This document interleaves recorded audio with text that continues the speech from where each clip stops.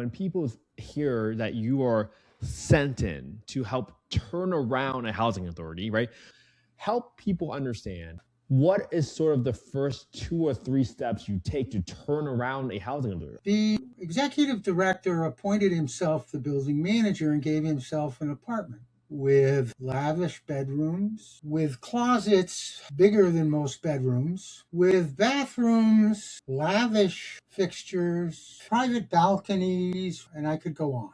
There were lavish offices, limousines for company cars. That was the beginning. You can't just walk in, take over, and make everything work. First thing you do is you go read all the files. The knowledge that you need is the institutional knowledge of the housing authority's staff. They know where everything is.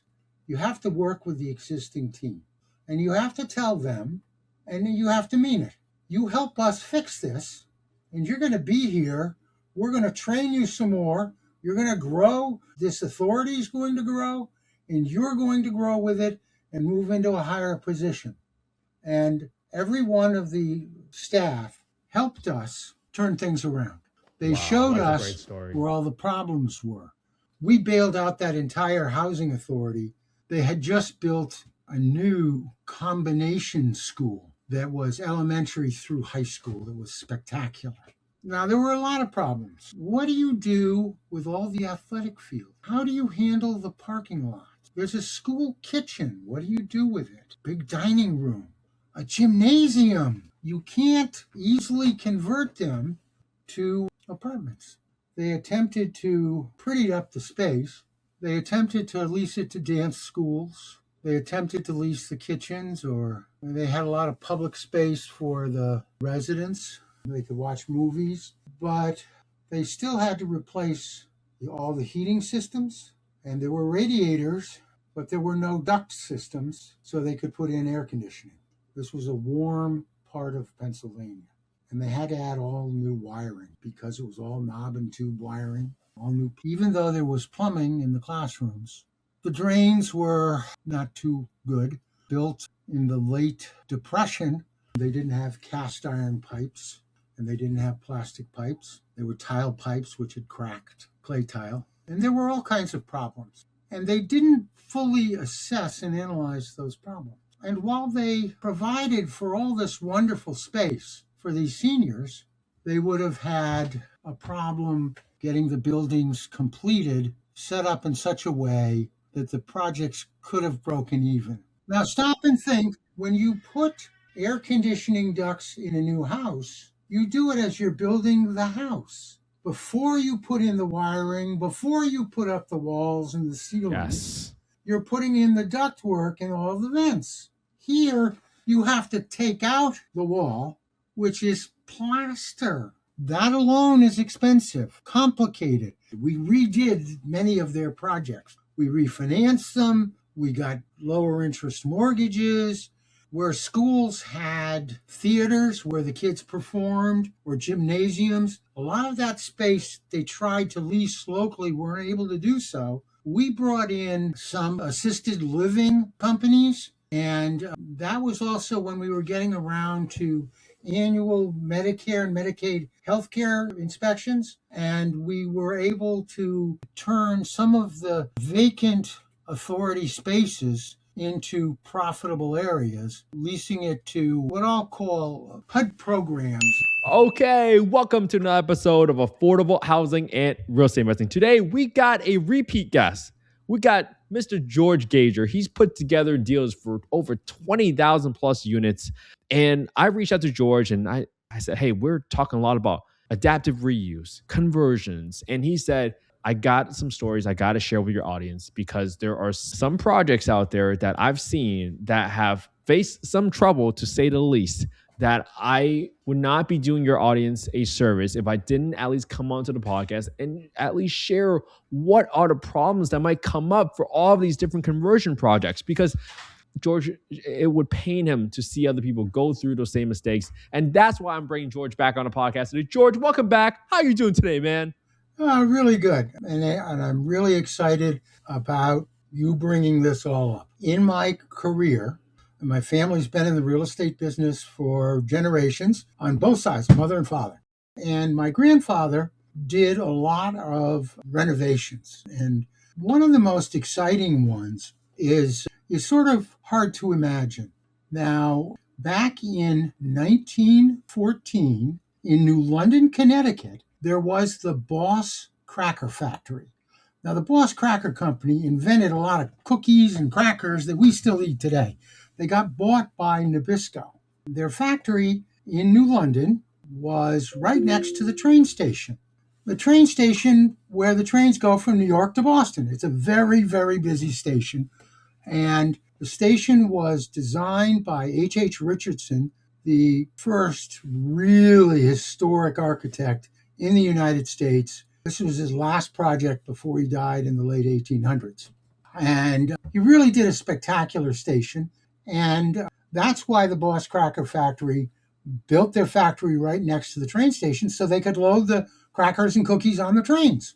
And they were making a ton of money. But Nabisco bought them out. My grandfather bought the factory, left the offices, he bought the factory. 4 stories. It was into a little bit of a hillside, 3 on the roadside, and a lower, like, basement level towards the water. And nobody knew what he was going to do with it, but he turned it into a parking garage because he and his friends, the only way they could get to the train station, there were cars, but horse and buggies were still dropping people off, and you can't leave them anywhere, so somebody's got to bring you from home. You couldn't park your car anywhere because they would take it away because there weren't many parking spaces. There wasn't any place to park. So he created a parking garage. Not only that, it was the first multi-story parking garage in the United States. Wow. And because there was an elevator that took horse-drawn wagons full of wheat and flour and all kinds of milk and whatever they used to make the crackers, the horse-drawn wagons would walk into the elevator slot. They'd undo the horse, who would keep walking out the other side, and then the elevator would take the wagon up to whatever floor it needed to be, and it'd be rolled around by people. The cars would just pull in, people would go to a specific floor, and they would take the stairs down. And about 10 years later, a hotel in Chicago built a more multi-story garage, but it didn't have an elevator. This was a huge success and a moneymaker. Yeah, let me dive into that with you. So your grandfather, essentially, back then there wasn't such a thing as like a multi-story garage in the United States, but your grandfather looked at that property and he saw a need essentially. And I think this is so applicable for any real estate development project going forward because you have to assess the need and evaluate the market, right? What did he see there? Is that what he saw? He saw the demand, he saw the rise in jobs? You got it right. What he saw is that here's this urban area, at the time, one of the larger cities in Connecticut, and very business oriented. And there was no way to get to this train, which was the primary way to get to Boston or New York or New Haven or anywhere, Washington, D.C., anywhere on the East Coast. So people had to have a place to put their cars. And this is something, when he looked at it, he saw this as a demand and a need that would be forever. So they converted this ugly factory. And when you look at the picture of the factory, you'll understand how ugly it was. But it was very, very efficient. And it was operating. My grandfather died not long after this conversion happened. He died about early 1920s, 1921 or 2, when my father was about 4 years old. And so they rented it out to a Mr. Bardinelli or whatever, and it became Bardinelli's parking garage. And in 1966, the city sent, and my father was behind-the-scenes manager with Bardinelli. And in 1966, the city tried to condemn the building and take it over. And there's really no way you can stop them under Connecticut law. But we did get a very good price.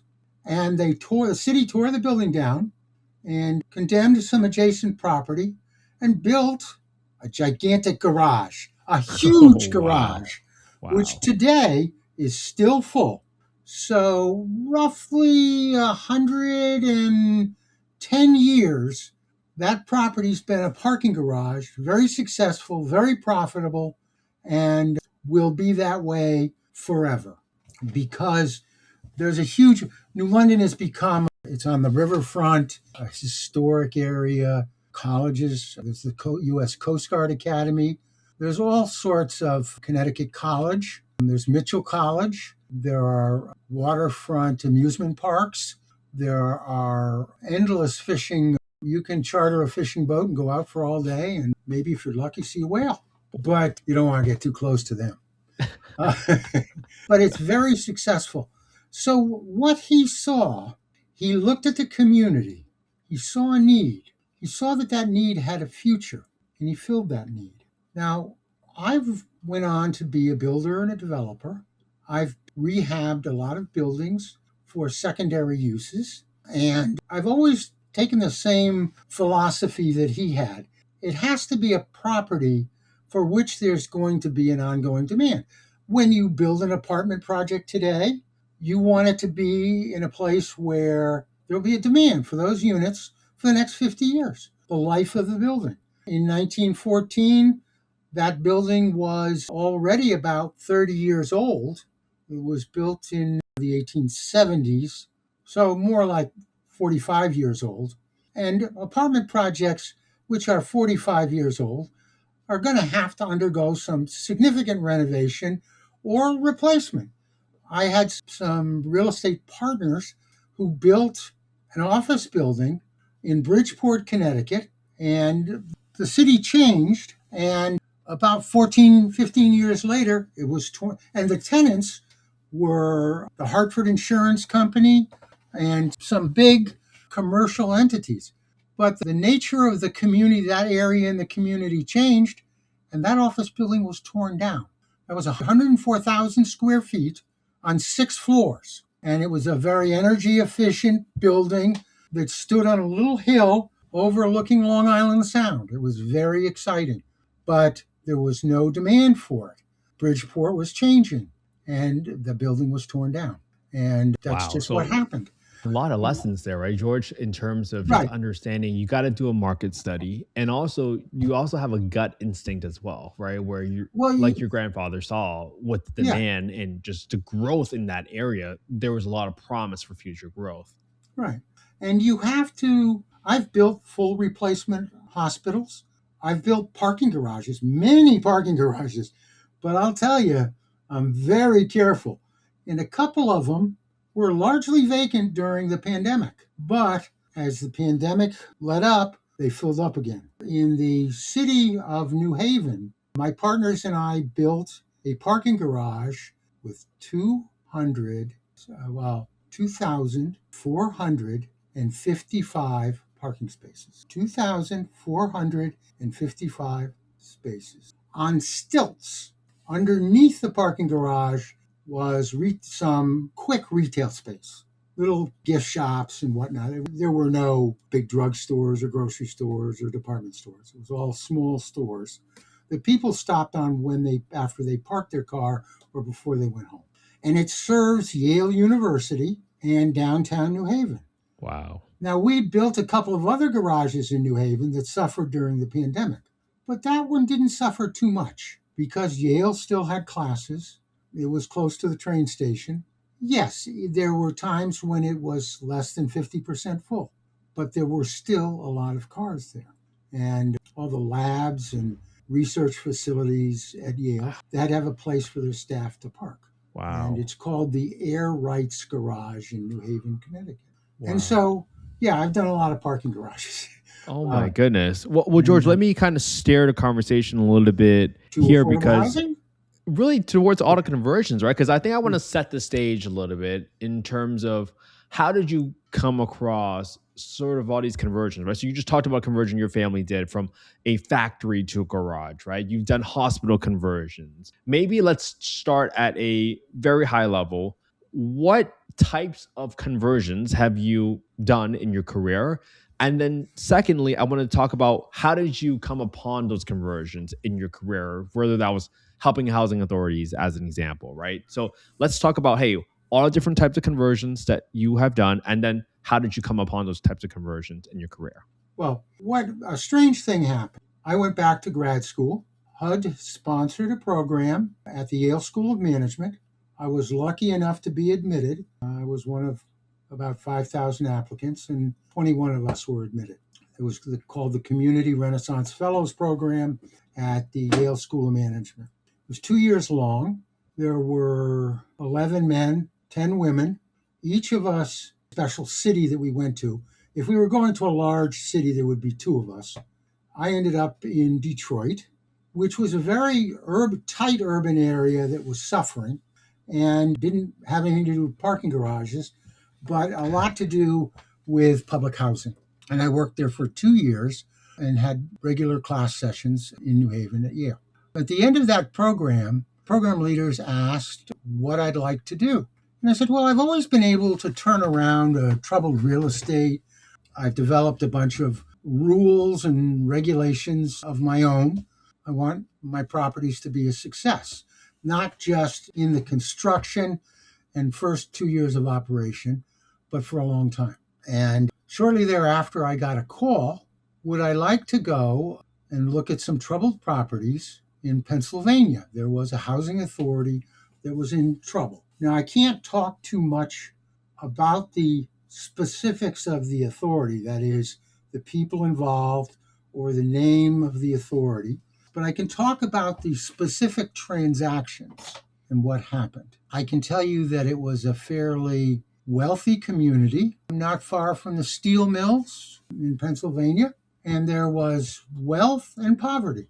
And as the communities evolved, some of their older structures, schools, firehouses, factories, and other buildings and golf courses began not to be needed, and they were put on the market.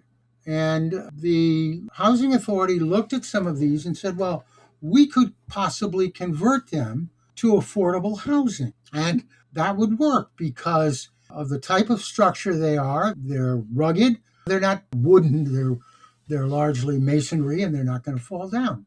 So they set up a private affiliate with a separate board of directors, and it was a nonprofit, so there really wasn't any ownership. The control involved some of the board of directors of the authority, and this was in the late 90s, early 2000s, and there was guidance for this at HUD. They had the Hope 6 program, and they created a financing program that allowed housing authorities to borrow money to do new developments and renovations of existing buildings, Capital Fund Financing Program, CFFP, and it allowed them to borrow against the authority's future capital funds.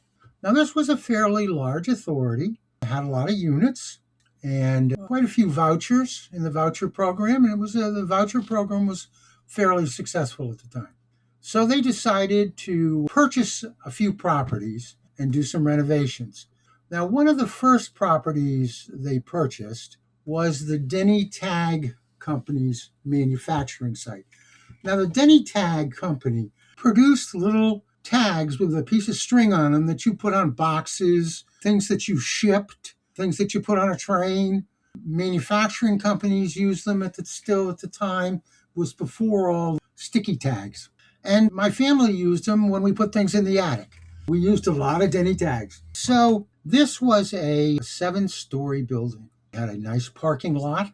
It had a huge kitchen. It had a little parking garage on the first floor. About half of the first floor space was devoted to parking. It was right in the middle of town, and there were trains nearby, but it was purely out of date. But it had quite a bit of electrical power, still going up to all the floors. The heating, and there wasn't any air conditioning, but the heating systems weren't appropriate for apartments, and there was really no way to make that work. But the structure was solid. The steel frames on the outside of the building were in pretty good shape, as were some of the concrete floors. But the building was so big, what do you do with the middle? So the executive director became the leader And he started making all the decisions, and everybody did what they were told. He got with the architect and he said, let's cut the middle out of the building, have an atrium with a little park in the center of the building, have the hallways, have the apartments be on the outside and some on the inside facing this. So on the inside, you faced this atrium, which was beautiful with planted and a gazebo in the middle. And they had a dining room and a kitchen, and they served breakfast for their tenants for it was $1.79 or something. It was quite cheap. And they got together with Meals on Wheels, and that kitchen kept going all day, producing lunch that they sold to these local nonprofits to take out to other senior projects in the county. It was quite an operation. They had a gymnasium and a pool, and it was wonderful. And when But did you get involved in a project, George? I want to bring that up because were you involved when this because it was losing a project? fortune. Because, and by losing a fortune, just for people that don't understand, it wasn't collecting enough rent to pay the underlying debt service and the expenses, correct? Well, and they had over borrowed on the capital fund financing program. The executive director appointed himself the building manager and gave himself an apartment with lavish bedrooms, with closets bigger than most bedrooms, with bathrooms, lavish fixtures, fancy baths, gold plated fixtures, toilets and bidets, steam showers, private balconies, and I could go on. And there were, let's just say, pianos and lavish offices, limousines for company cars. That was the beginning. When that project got approved and started, they started putting together additional projects. There was a firehouse that was replaced, and they didn't know what to do with it. The city didn't know what to do with it, so they sold it, and the housing authority bought it and decided to turn it into affordable housing. And then there became all kinds of opportunities for affordable housing. An egg factory. Now, what is an egg factory? A friend of mine was the largest egg farmer in the northeastern US. He produced about 80% of the eggs north of Baltimore and east of Detroit. He came to this country after the First World War with a few $100s in his pocket, and he sold his egg. He called it manufacturing, but he called his egg farming operation for more than $100 million. So as he grew, a lot of these old egg farmers had problems. What happened very quickly, a lot of the chickens were in these huge long coops, 500 feet long. All the eggs came on a belt to the end, to the center, where they met and came down another belt to a processing plant. And the eggs that are in those cartons that you buy in the grocery store have never been touched by human hands. There's an inspector who inspects them as they come down the line, and he picks out the bad eggs, and they go. But the ones that are good are going to go in your grocery store have never been touched by human hands, and they're closely examined. Well, the facility that did a lot of the processing, quite an ornate structure. Some of the facility got turned into affordable housing. There was a firehouse, other buildings that were also turned into affordable housing. But if you looked at the location, you'd have questioned where they were. The egg processing facility had been a rural farm, and this was a county-wide housing authority. There was no retail nearby. Where would these seniors do their shopping, and how would they get there? The police station was fairly small and had very high security. They thought that would be wonderful for the seniors, but it wasn't. There were all kinds of problems with the security.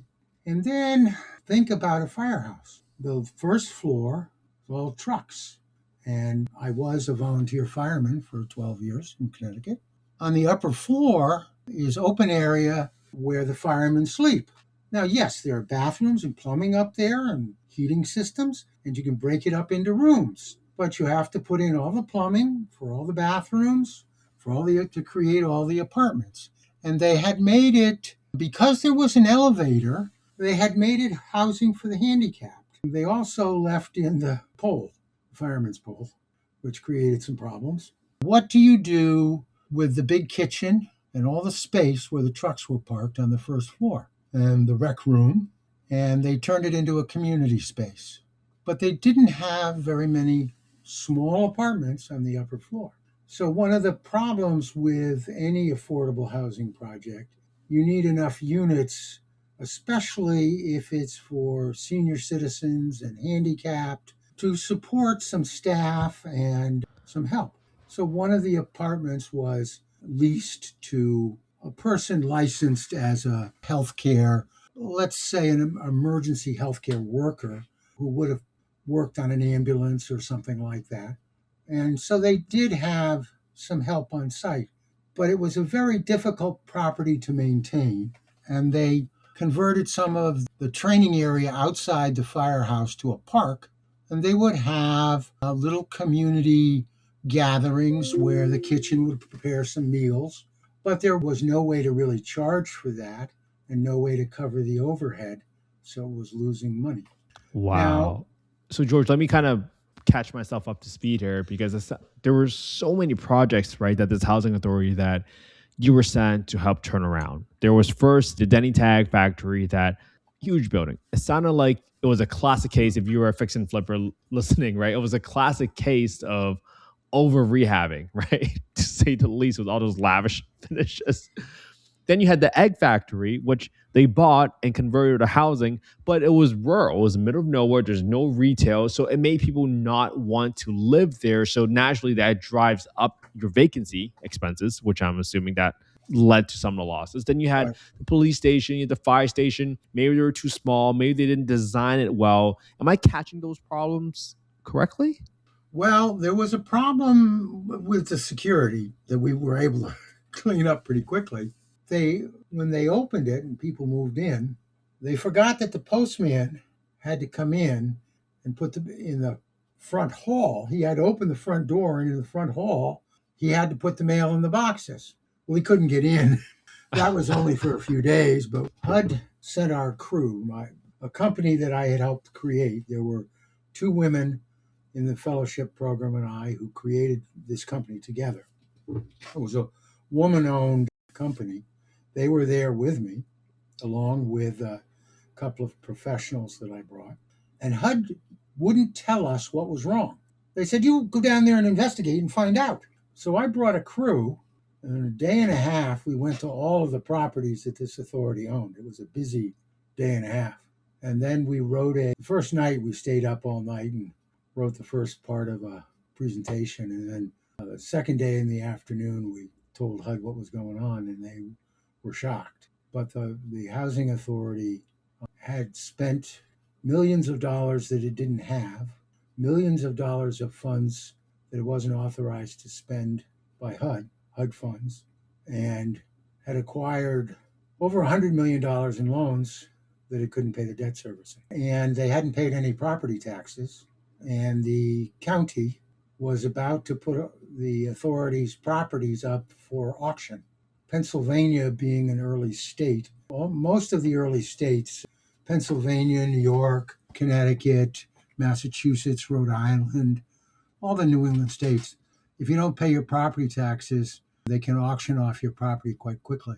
So something on the order of 1,000 units of public housing and 1,200 units of Section 8 were about to go up for property tax auctions at the Wow. end of the month. So at this point, when you were brought in, they were losing money. All these properties have been converted, right? They've been And I converted. haven't told you the whole story yet. There's more. Oh my There's gosh. an Tell me, elementary school that I was saving. how did they convert the There elementary was a school? beautiful, they had just built a new combination school that was elementary through high school. It was spectacular. And they had what I'd call a pre-World War II, very beautiful elementary school. It was brick. It had beautiful paved playgrounds with all kinds of swings and slides and They had a baseball field, a nice parking lot. It was a semi-rural area. There were some farms nearby, but there was a lot of beautiful homes. Some of it early, built before World War II, Victorian homes that had been very well cared for. And there were some nearby new subdivisions, and that's what had required the new elementary school. They didn't have the capacity. So they built a new elementary school that had a capacity to take all of the existing children, the future children, and it was really spectacular. And this building had been well maintained. And if you stop and think about it, you walk into an elementary school, there's usually classes at a lower level and an upper. The first floor is usually elevated a little. So there's a split staircase. It's wide. The doorways are extremely wide. The halls are wide.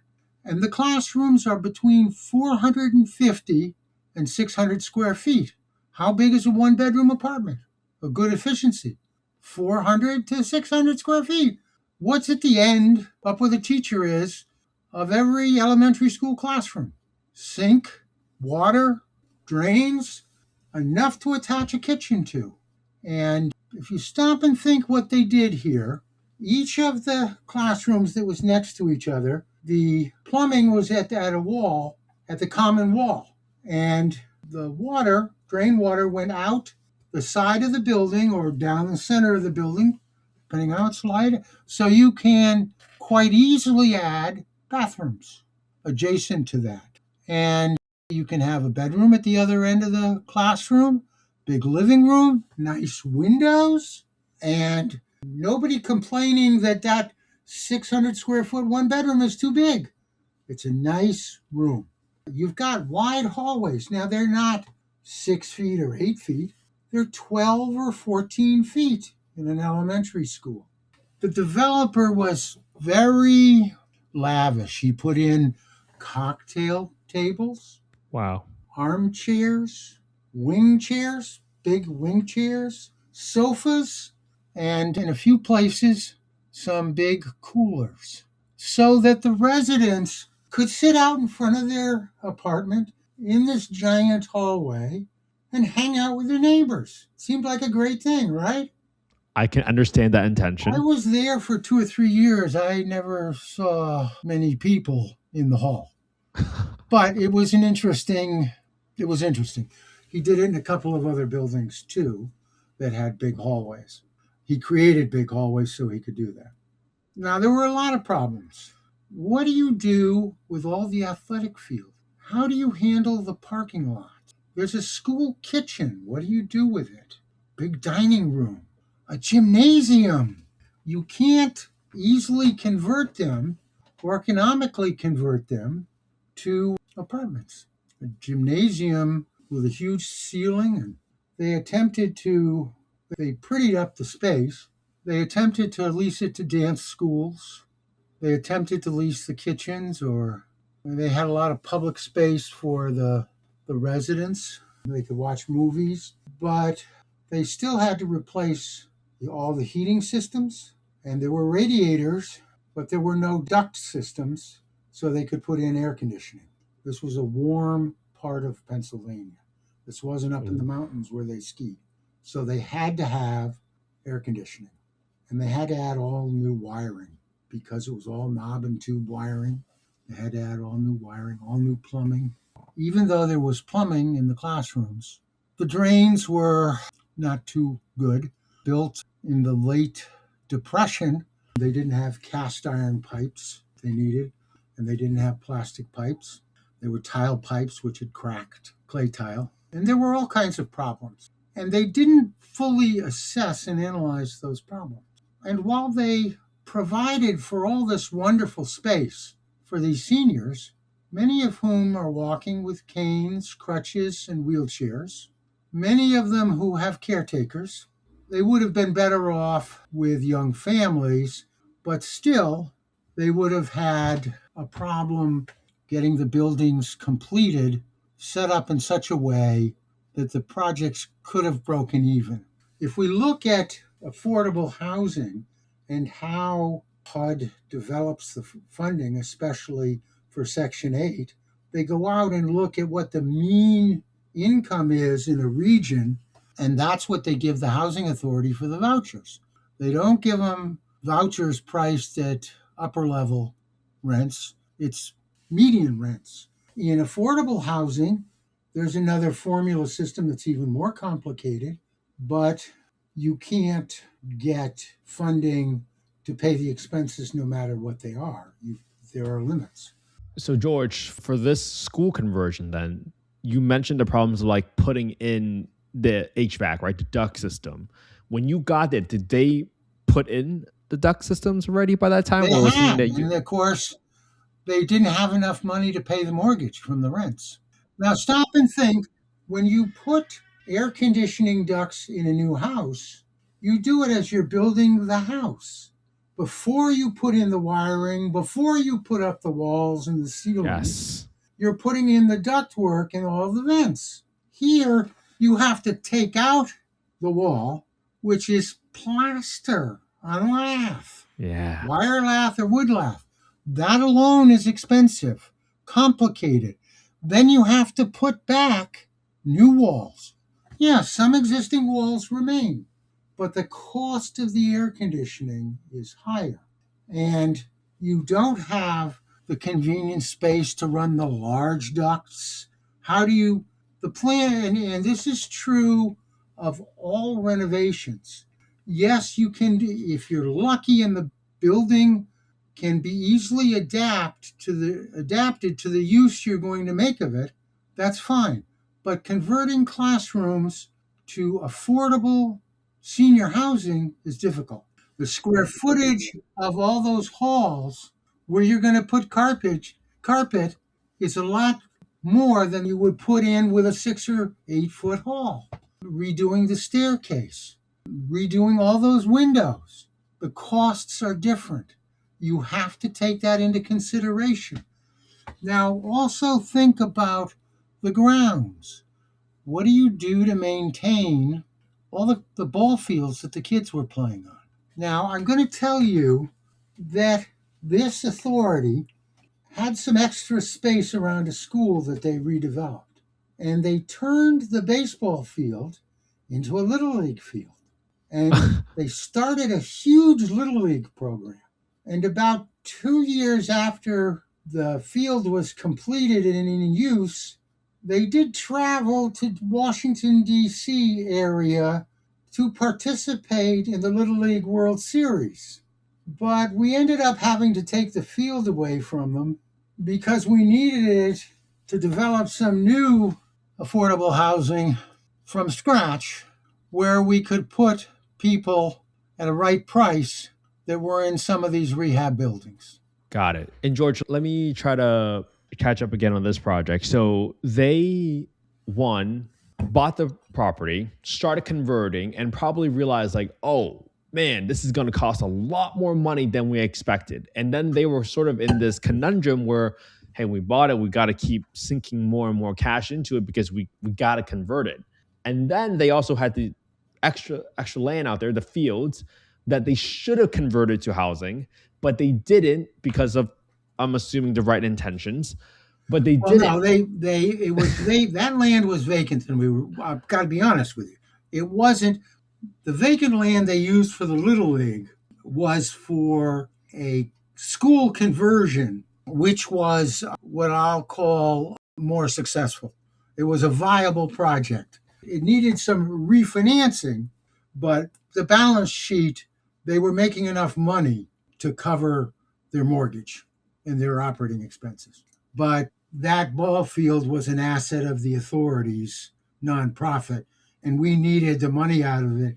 We bailed, this is the first time in HUD history, we bailed out that entire housing authority with what we redid many of their projects.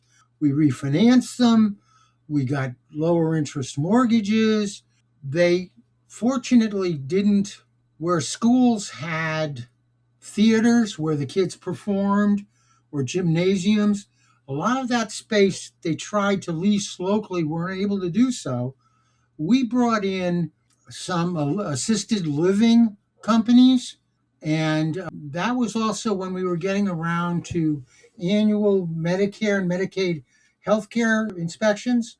And we were able to lease the properties. I had done that up in Detroit.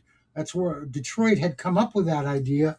And I'd implemented it there. And I was able to use a lot of what I learned in Detroit. And we were able to turn some of the vacant authority spaces into profitable areas, leasing it to what I'll call HUD programs. I mean, really, HUD had a lot of assisted living programs that they don't have today. They've gotten rid of a lot of them, healthcare programs. Well, let me ask you this, George, because this is such a big problem. And when people hear that you are sent in to help turn around a housing authority, right? That term turn around is kind of broad, right? It's kind of general.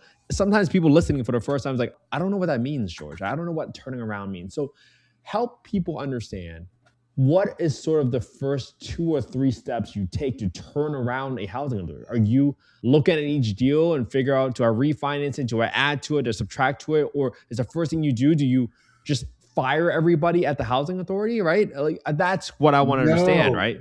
Give us some gems there. This housing authority, we were there for 2.5 years. We were there 5 days a week, working from 8 in the morning till 9 or 10 at night, 5 days a week, and with a staff of between 4 and 12 people, depending on what we were doing.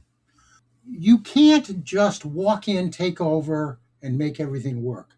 First thing you do is you go read all the files. And in that authority, only 2 people left, the executive director and the CFO. The CFO left probably because they did exactly what the executive director asked of them. The executive director left because there were certain things that were done which were, let's just say, inappropriate, and he no longer works in affordable housing. Understood. The contractors that were doing work for the authority were also doing work on a house he owned. He Well, didn't still, live in when it. you're going in there, like, I want to talk about the first step you said. You go in there and you read all the files. You're talking about all the agreements with contractors, all the purchase agreements, all the leases. That's what you mean by all the files, right, George? I want to make sure You have to we're on the read same everything. page. And Right. the knowledge that you need is the institutional knowledge of the housing authority's staff. They know where everything is. My father said, and he was a doctor, but he started out as a military doctor, but if you want to win, you can't do all the work yourself. You need a team. And you can't have the team be people who walk on site who know nothing to start. You have to work with the existing team. And you have to tell them, and you have to mean it. You help us fix this, and you're going to be here. We're going to train you some more. You're going to grow.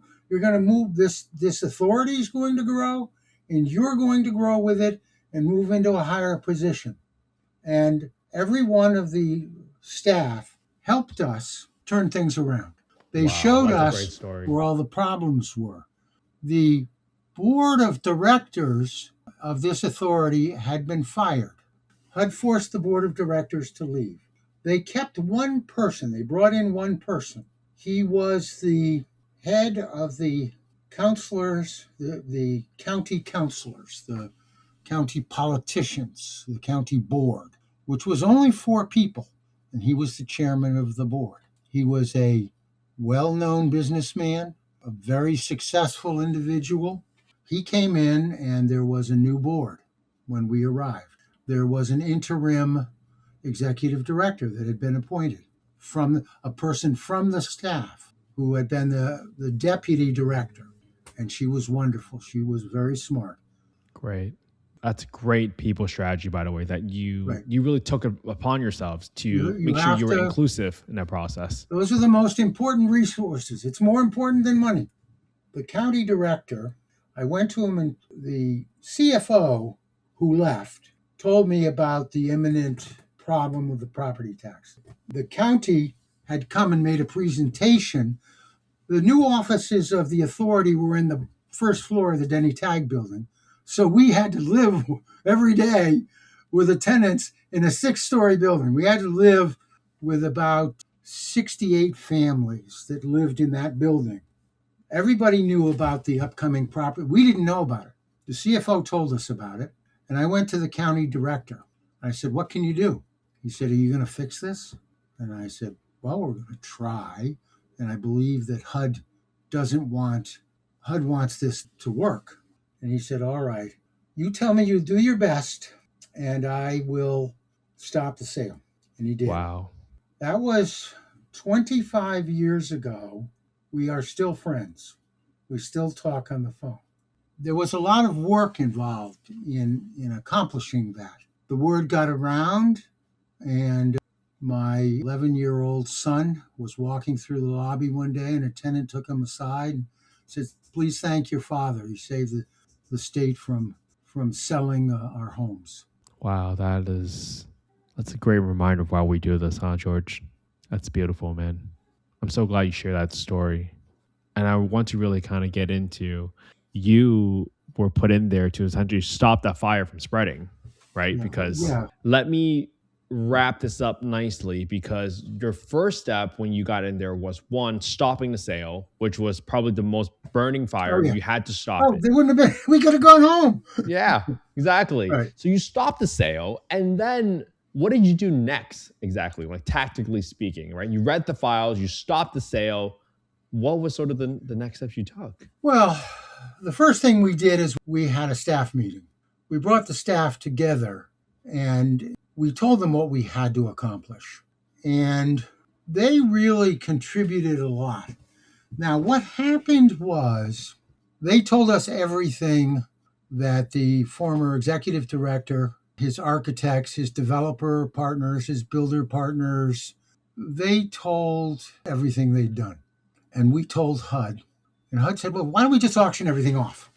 I said, because you're going to get 30 cents on the dollar. Now, you may only get 80 cents on the dollar with us, but it's going to be better than 35 cents on the dollar. We showed them what happened at these auctions when housing authorities had sold. They got nothing. Well, some of the construction was shoddy. We had ways of fixing it. And we partnered with other local entities. The Boys and Girls Club, partnered with them. They had a couple of real loser projects, partnered with them. And we got some property tax help from the county. There were a couple of projects where they hadn't gotten property tax waivers. They just hadn't bothered. So they were paying property taxes on public housing. There are a couple of states, South Dakota, where they don't get property tax write-offs. Got it. So they could have been exempted from property taxes, but they just never applied for it. That seems like a very low-hanging fruit, right? Yeah. And then we went to HUD, and a couple of these projects, when you're creating public housing or when you're creating affordable housing, how do you make up the difference between what operating the building costs and what you're getting from the tenants? When you look at your HUD formula, you look at the tenant income and the HUD income, and it's got to add up to, in the pro forma, enough to pay all the expenses. I've computerized my pro formas in the 70s. In the late 70s, I was paying $25,000 for computers to do pro formas. And in those early days, you didn't have spreadsheet stuff like we have today. It was 50 pages taped on the conference room wall, But wow. That was when I was working for that giant construction company that built the Xerox World headquarters and all these helicopter plants and hospitals and stuff like that. I was showing them why they could build a 100,000 square foot doctor's office building for $30 million and make a fortune. Wow. When we finished the whole project to the hospital, we sold it to the doctors for twice what it cost us to build it. Let's just leave it. Wait, hold on, George. We got to get back to the housing authority because you stopped the sale, you got the property tax exemption. So to me, that's sort of the mantra of stopping the bleeding, right? You got to figure out where you can quickly stop Right. the bleeding of cash. Right. Then what did you do? Did you refinance the assets right Well, away, or did you start looking at a contractor partner and it was a different deal for every property. Some of the properties were large, had a lot of units. The Denney Tag building, 66 units is a lot of units, plus the kitchen and some other spaces. We started making the tenants pay to use the parking garage. What they had was there weren't that many staff. There were 35 staff. There were 66 units. So what we would do, a lot of the people were still working. About half the tenants were still working. So they leased the parking spaces from 5:30 on till 8 in the morning, and the employees used them from 8 to 5.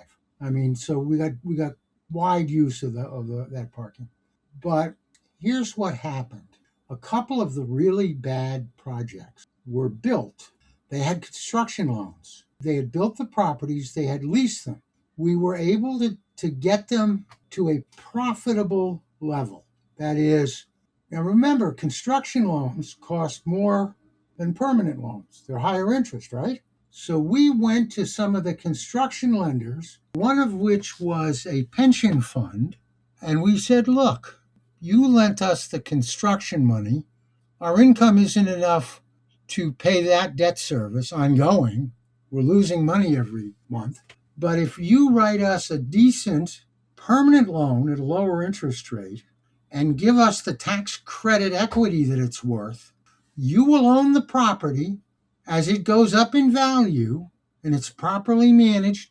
You will be getting fair interest on the permanent loan, a fair return on your equity because you own the property and it's going to go up in value as those rents go up.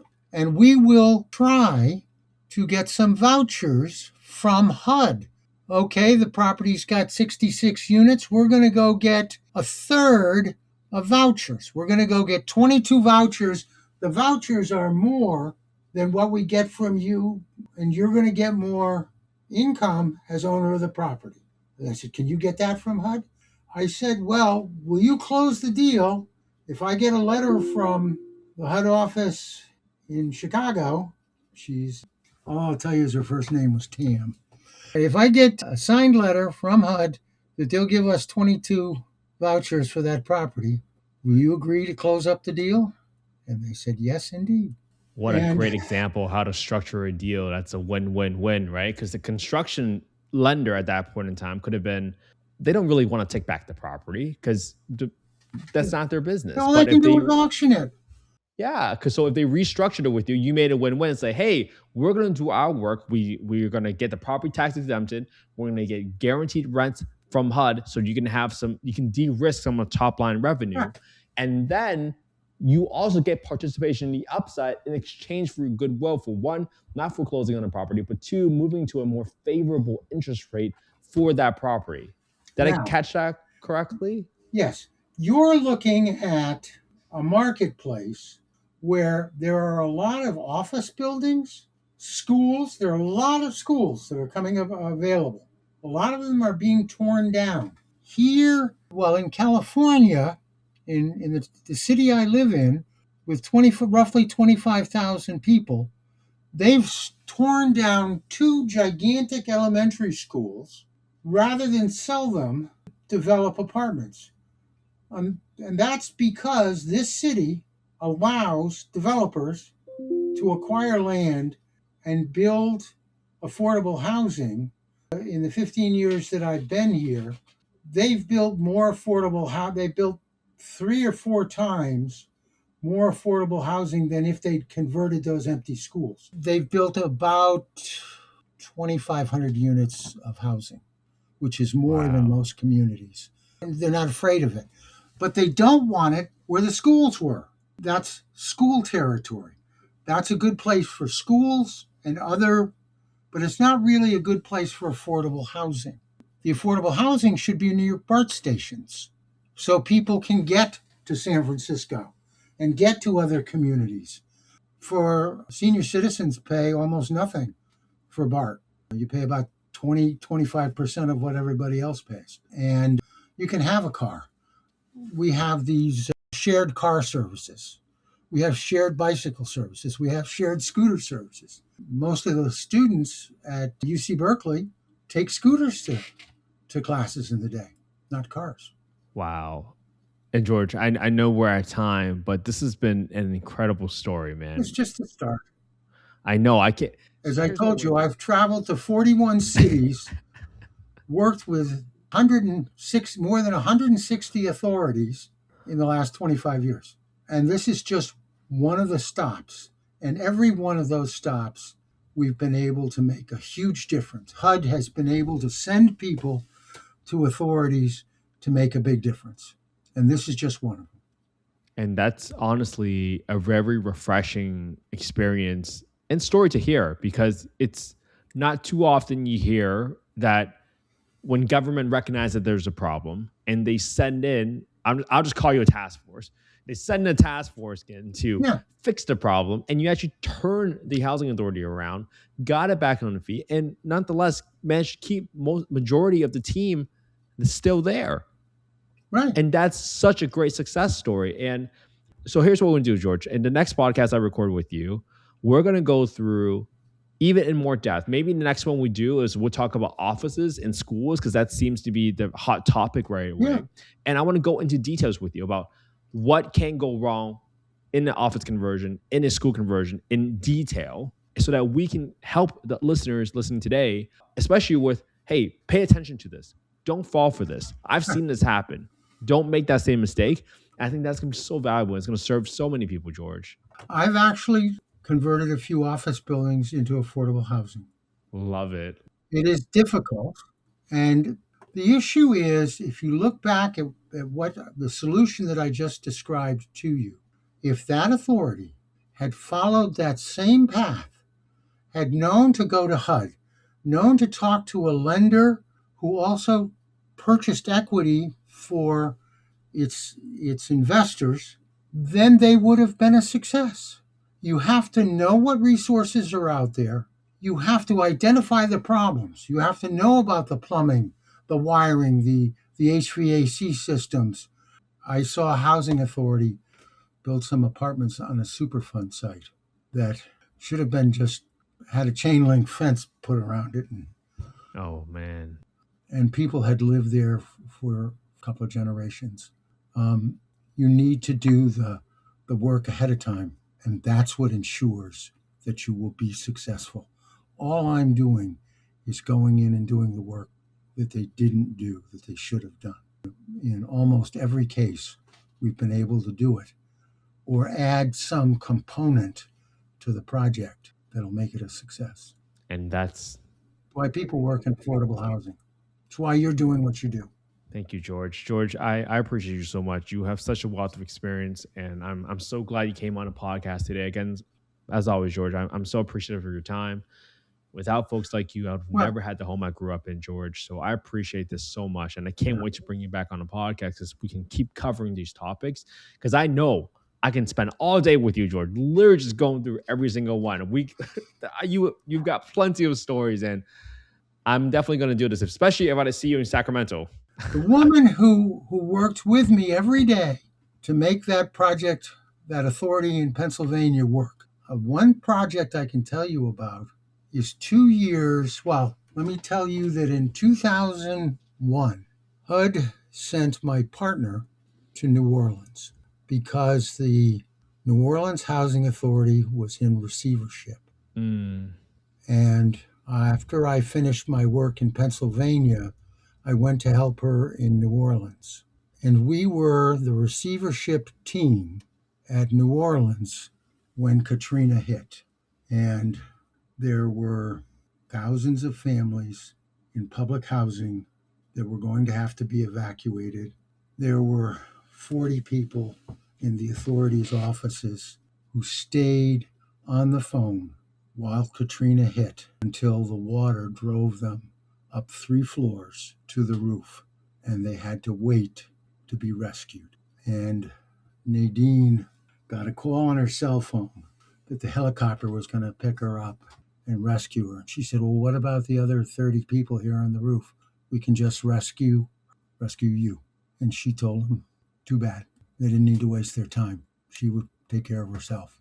And she and her husband, who'd just gotten open heart surgery, got in a rowboat with one paddle and found another boat floating empty.